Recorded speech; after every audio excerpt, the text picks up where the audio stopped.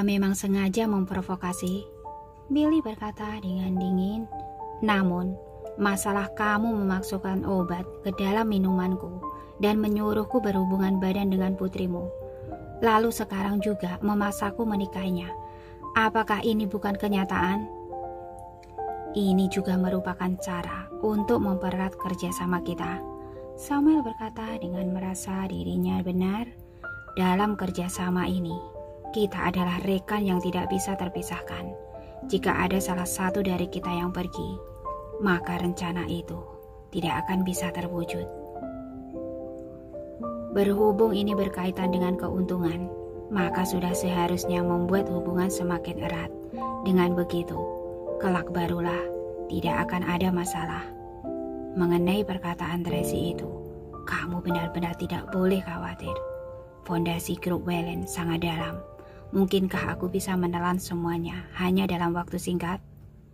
Meskipun aku membuat seperti ini demi harta, tapi juga tetap membutuhkanmu untuk duduk di posisimu dengan kukuh. Barulah bisa menikmati keuntungan besar jangka panjang. Bagaimana mungkin aku hanya memikirkan keuntungan di depan mata tanpa berpikir jangka panjang? Jika aku membunuhmu, itu hanya akan memutus jalur kekayaanku sendiri. Aku tidak begitu bodoh. Perkataan Samuel ini sangat tulus. Akhirnya masih menambahkan, lagi pula, apa putriku tidak baik? Baik wajah, bentuk tubuh, kemampuan, maupun talentanya. Mana yang kurang dari Tracy? Tracy adalah wanita yang sudah melahirkan 3 anak, sedangkan putriku masih suci, tidak pernah berpacaran. Putriku ini sungguh sempurna. Billy mengingat kembali malam saat dia menikmati tubuh indah Friska. Tentu saja ia tahu ia pernah berhubungan dengan begitu banyak wanita, tetapi dia sungguh baru pertama kali bertemu dengan wanita yang suci dan sempurna seperti ini. Untuk beberapa saat dia berpikir sesuatu, namun sepertinya dia sudah mengetahui identitas asliku dan sangat membenciku. Kamu tidak perlu khawatir pada hal ini, serahkan padaku. Samuel sangat percaya diri. Di keluarga kami, akulah yang membuat keputusan. Baiklah, Billy tidak banyak bicara lagi. Di luar dia sudah berkompromi, tetapi hatinya tetap tidak tenang. Sekarang dia selalu merasa sekujur tubuhnya tidak nyaman. Kemungkinan besar sungguh terkena racun. Dia harus mencari kesempatan untuk memeriksakan diri dengan baik di luar kota.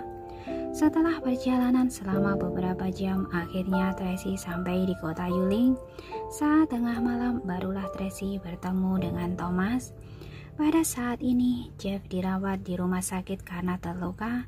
Sekelompok bawahan yang dipimpin olehnya sebelumnya juga kelelahan dan tumbang karena terus berupaya melakukan penyelamatan.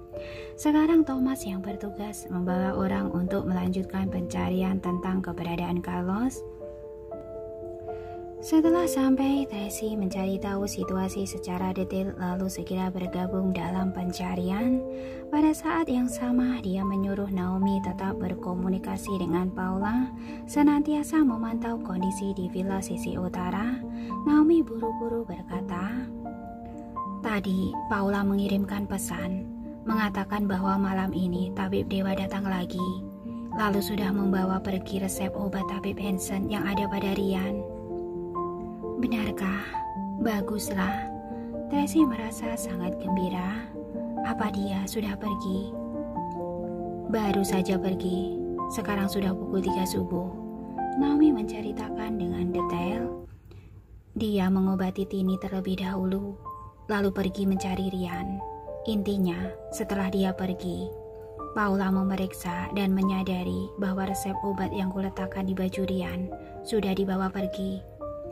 Baguslah, baguslah. Akhirnya Tracy bernafas lega sambil melihat ke kejauhan. Dia pun mendesah. Sudah membawa pergi resep obat. Daniel pun bisa tertolong. Apa ini? Ini resep obat yang ditinggalkan oleh si tua Hansen. Di dalam hutan, Dewi melihat resep obat itu dengan teliti di bawah penerangan lampu minyak. Lalu dia pun mengerutkan kening. Ada apa? Daniel buru-buru bertanya. Salah ambil. Seharusnya tidak salah, tapi Dewi menyodorkan resep obat itu ke depan Daniel. Kertasnya terkena darah, sama sekali tidak bisa terlihat jelas. Apa? Daniel melihat dengan teliti, ia pun kecewa. Sepertinya saat Rian terkena tembakan, darah di tubuhnya membasahi resep obat ini. Iya, memasukkannya ke dalam amplop. Tracy juga tidak memeriksanya. Dewi langsung membuang resep obat itu ke samping lalu berkata dengan tak berperasaan, kelihatannya Tuhan tidak menginginkanmu terus hidup. Pasrah saja. Daniel tak bisa berkata-kata. Tapi Dewa, tidak mungkin. Kamu tidak menginginkan biaya pengobatan dengan harga selangit yang kamu minta itu. Tentu saja mau. Tiba-tiba Dewi teringat masih ada hal ini. Benar juga, jika kamu mati, maka aku harus meminta biaya pengobatan pada siapa? Setelah bicara, Dewi mengerutkan keningnya lalu bicara sendiri sambil menghitung-hitung. Aku lihat kondisi Tracy. Takutnya dia bahkan tidak bisa menyelamatkan dirinya sendiri. Jika meminta uang padanya, juga tidak akan mendapatkannya. Lagi pula, jika meminta uang padanya, bagaimana jika ditangkap oleh Lorenzo si bajingan itu? Karena itu, kamu harus menyembuhkanku, barulah bisa mendapatkan uang itu. Daniel buru-buru berkata, resep obat itu ditulis di atas kertas minyak. Kamu gunakanlah cairan obat untuk menghapus noda darahnya, maka sudah bisa melihat tulisannya di atasnya dengan jelas. Oh, benar. Dewi memungut resep obat itu. Kalau begitu, tambah biaya membersihkan resep obat sebesar 20 juta. Daniel membelalkan matanya dengan terkejut. Mengapa kamu tidak pergi merampok bank saja? Omong kosong, merampok bank bisa merampok sebanyak ini. Dewi menatapnya dengan kesal. Daniel dibuat tak bisa berkata-kata oleh perkataannya. Sepertinya benar juga, dengan merampok bank tidak akan bisa mendapatkan uang sebanyak merampok dirinya. Uang 20 juta ini tidak mudah didapatkan. Dewi mulai mengeluh. Di tempatku ini hanya ada obat herbal. Harus pergi mencari cairan obat untuk membersihkan resep obatmu. Harus berupaya keras. Masih harus turun bukit untuk pergi mencari obat di rumah sakit.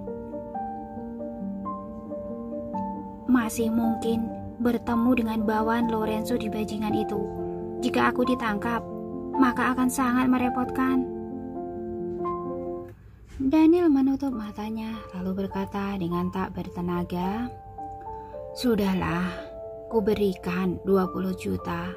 Cepatlah pergi. Hehehe. Dewi tertawa senang. Dia segera mengeluarkan buku utang lalu menarik jari Daniel dan menggigitnya sehingga bisa membubuhkan cap. Jika terus seperti ini, takutnya seluruh aset kekayaanku akan menjadi milikmu. Melihat luka di jempolnya, Daniel merasa sedikit sedih. Orang hebat, banyak bekerja, juga merasa lelah. Dewi berbicara dengan sikap bahwa itu sudah seharusnya sambil tersenyum mereka. Ini sudah sepantasnya aku dapatkan. Hehehe. Setelah bicara, Dewi membereskan barang-barang dan turun bukit. Di dalam rumah kayu itu, Daniel ditinggal seorang diri lagi. Melihat tubuhnya yang kaku, serta tangan dan kakinya yang tak bisa digerakkan, hati Daniel merasa sangat sedih. Saat sore hari, dia membujuk Dewi untuk mengoperasikan laptop. Namun baru sebentar, wanita itu sudah mengeluh lelah dan tak bisa bersedia membantu. Dirinya sendiri juga tak bisa bergerak berdasarkan progres saat ini. Takutnya tidak akan bisa melakukan apapun. Awalnya jika ada ponsel canggih, dirinya masih bisa mengaktifkan bantuan suara untuk mengoperasikan. Namun Dewi, wanita sialan itu, malah membeli ponsel payah yang paling murah demi menghemat uang. Saat melihat ponsel itu, Daniel tercengang, lalu bertanya pada Dewi, "Mengapa tidak membeli sebuah ponsel yang bagus?" Wanita itu malah menjawab dengan percaya diri, "Sudah ada laptop, untuk apa ponsel yang memiliki begitu banyak fitur?" Jadi sekarang Daniel melihat ponsel itu juga tidak bisa mengoperasikannya, hanya bisa menunggu tangannya mampu bergerak barulah bisa menelpon. Dewi turun bukit dengan mengemudikan mobil minivan miliknya, lalu asal mencari sebuah klinik pribadi untuk membeli obat. Setelah membeli obat dan hendak pergi, tiba-tiba dia menyadari sosok yang familiar. "Apakah klinik ini terpercaya?" "Tenang saja, Brazir. Bos di klinik ini adalah kawan saya. Pasti terpercaya. Selain itu, dia berbisnis kecil-kecilan. Brazir Samuel sama sekali tidak memperhatikannya. Kita hanya melakukan pemeriksaan darah. Akan pergi dengan cepat." "Benar juga." Billy melepas maskernya lalu melihat sekeliling. Setelah memastikan tidak ada orang yang mengikuti, dia pun melangkah masuk dengan cepat. Sama sekali tidak menyadari bahwa di sudut koridor ada seorang gadis bertubuh mungil yang sedang menatap mereka sambil menyipitkan mata. "Orang ini wajahnya sangat mirip dengan pria yang kupungut pulang itu." Dewi berbicara sendiri dengan suara kecil. Dia teringat Daniel pernah berkata bahwa kemungkinan besar ada orang yang menyamar menjadi dirinya, lalu bersekongkol dengan Samuel untuk bersama-sama merebut harta kekayaan keluarga Wellens. Jadi seharusnya orang di hadapannya ini adalah penyamar. Teringat putrinya Tini diculik hingga terluka oleh sekelompok bajingan ini, maka langsung terlintas cahaya dingin di mata Dewi. Billy tiba di lantai 2 klinik di bawah perlindungan pengawal. Kepala klinik itu secara pribadi menyambutnya dan membawanya untuk melakukan pengambilan darah. Billy menatap sekitar merasa takut diikuti. Di sekitar tidak ada orang keluarga Amberson, mungkin seperti perkataan pengikutnya bahwa keluarga Amberson sama sekali tidak memperhatikan klinik kecil semacam ini. Namun entah mengapa Billy terus merasa tidak tenang. "Presiden Daniel, silahkan duduk." Kepala klinik membawa Billy ke ruang pasien.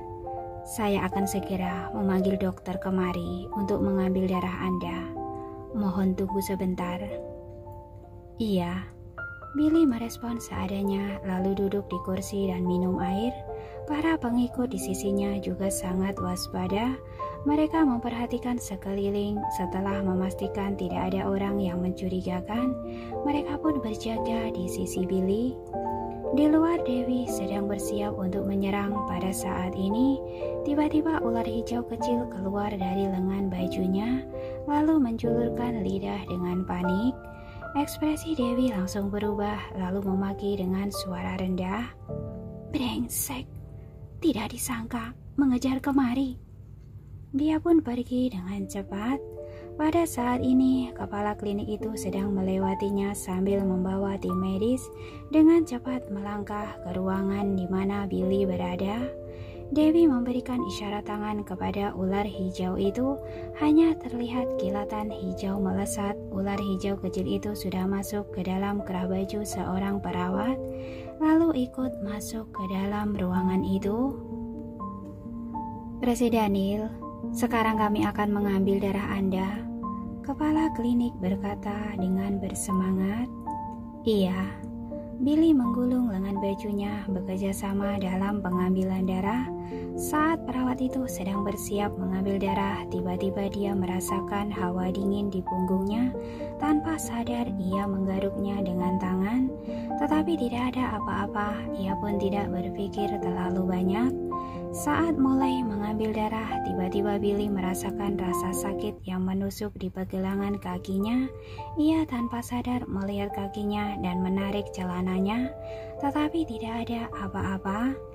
Rasa sakit itu hanya sebentar lalu hilang dengan cepat. Ada apa? Kepala klinik bertanya dengan perhatian. Lingkungan di sini terlalu buruk. Willy berbicara dengan tidak senang sambil mengerutkan kening. Tadi aku digigit serangga. Maaf. Kepala klinik buru-buru meminta maaf. Lain kali saya pasti akan melakukan disinfeksi terlebih dahulu. Tidak akan terjadi hal seperti ini lagi. Tidak akan ada lain kali. Willy menatapnya dengan kesal, dalam hati berpikir, asalkan hasil pemeriksaan sudah keluar, aku tidak akan datang ke tempat semacam ini lagi. Dewi keluar dari klinik lalu mengangkat tangannya dan ular hijau kecil pun melingkar di pergelangan tangannya. Melihat ada darah di bibir ular kecil hijau, Dewi pun tertawa bangga.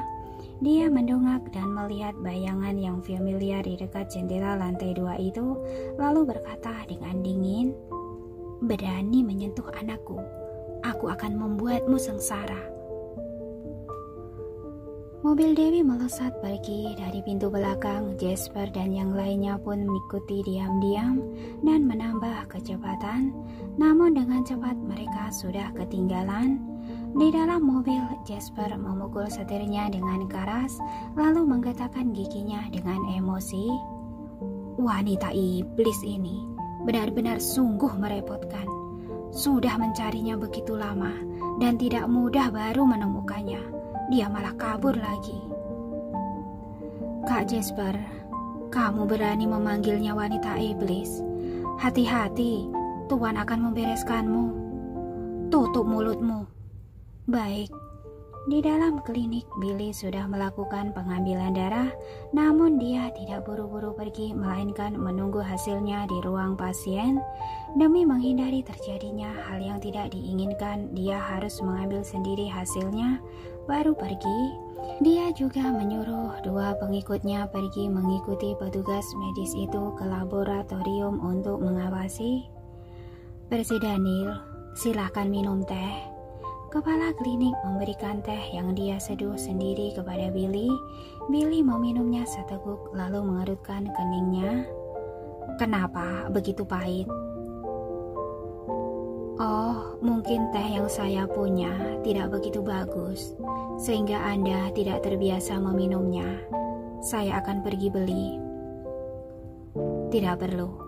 Billy mengerutkan keningnya. Entah mengapa sekarang dia semakin lama semakin tidak tenang. Sepertinya karena hasil pemeriksaan mau keluar. Dalam hatinya pun ada sedikit pengharapan dan rasa tidak tenang. Dia sedang berpikir apakah Samuel sungguh meracuninya. Saat sedang berpikir, ponselnya bergetar. Itu adalah panggilan telepon dari Samuel. Ekspresi Billy sangat kesal, tetapi ia tetap menjawabnya. Halo, kamu ada di mana? Begitu bicara, Samuel sudah langsung menginterogasi. Ada masalah apa? Billy sangat benci perasaannya dikendalikan seperti ini. Segeralah datang ke rumahku. Samuel berkata dengan nada bicara memerintah. Ada beberapa hal yang mau dirundingkan. Jika mengenai masalah pernikahan, lupakan saja. Billy sedikit kesal. Hal itu sudah berlalu. Kamu juga sudah melihat. Tidak peduli apapun yang terjadi, putrimu tidak bersedia menikah denganku, bahkan masih menghinaku. Sekarang sudah tidak apa-apa. Samuel berbicara dengan yakin. Aku sudah membujuknya. Baiklah, nanti aku akan datang ke sana. Billy tahu bahwa sekarang masih tidak boleh menyinggung Samuel. Bagaimanapun juga masih butuh dia yang mengurus masalah grup Waylands. Sekarang Billy teringat kembali saat dia masih muda, ibunya selalu menyuruhnya belajar bisnis, berharap dia bisa memiliki otak dan kemampuan bisnis seperti Daniel. Namun dia sama sekali tidak tertarik terhadap mengelola perusahaan. Sekarang jika dipikir-pikir, karena dulu dia tidak belajar dengan baik, maka sekarang saat menghadapi masalah di dunia bisnis, ia hanya bisa mengandalkan orang lain. Jika dia punya kemampuan yang cukup, maka dia seorang diri bisa membalas dendam dan merebut grup Waylands. Bagaimana mungkin malah menjadi pion catur Samuel? Presiden Daniel.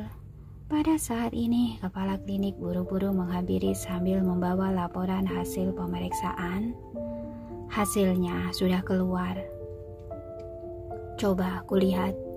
Billy buru-buru mengambil laporan itu lalu melihatnya dengan teliti. Apa maksudnya ini? Maksudnya adalah darah Anda normal, tidak ada racun. Kepala klinik berbicara sambil tersenyum. Tidak ada racun. Billy sedikit terkejut juga sedikit tidak menyangka. Mungkinkah Tracy sungguh membohonginya? Samuel tidak meracuninya. Benar, hasil pemeriksaan menunjukkan semuanya normal. Kepala klinik sekali lagi menerangkan. Kamu yakin tidak salah? Billy masih tidak tenang. Saya yakin. Kepala klinik mengangguk. Hasil pemeriksaan ini tidak mungkin salah. Jika Anda tidak tenang, bisa memeriksanya sekali lagi. Sudahlah. Billy menyimpan laporan itu lalu berdiri dan pergi. Kepala klinik itu terus mengikuti di belakangnya, mengantarnya pergi dengan bersemangat. Di dalam mobil, Billy masih tidak mengerti. Kelihatannya, aku sudah salah menyalahkan Samuel. Dia tidak meracuniku. Tracy yang sengaja memprovokasi hubungan kami. Baguslah jika tidak apa-apa. Para pengikutnya juga bernafas lega. Namun, Tuan Billy, meskipun Nona Tracy hanya memprovokasi, tapi perkataan itu juga tidak salah. Menurut saya, Presiden Samuel menyuruh Anda menikahi putrinya. Diperkirakan ingin memonopoli kekayaan keluarga Waylands. Anda tetap harus berhati-hati. Tentu saja, aku juga bukan orang bodoh. Billy mengangguk kemudian mengusap-usap pelipisnya. Aneh. Tiba-tiba mulai merasa sakit kepala. Mungkin belakangan ini selalu minum bir dan tidak beristirahat dengan baik. Mungkin begitu. Hari ini tidurlah lebih cepat. Kalau begitu, sekarang kita pergi kemana? Kediaman keluarga Amberson. Baik. Di kediaman keluarga Amberson, Samuel menatap Friska dengan tatapan dingin lalu berkata dengan aura kuat, Ayah beri kamu waktu 3 menit untuk mempertimbangkannya. Jika kamu tidak mau menikah dengan Daniel, Ayah akan menyuruh kakakmu yang menikah.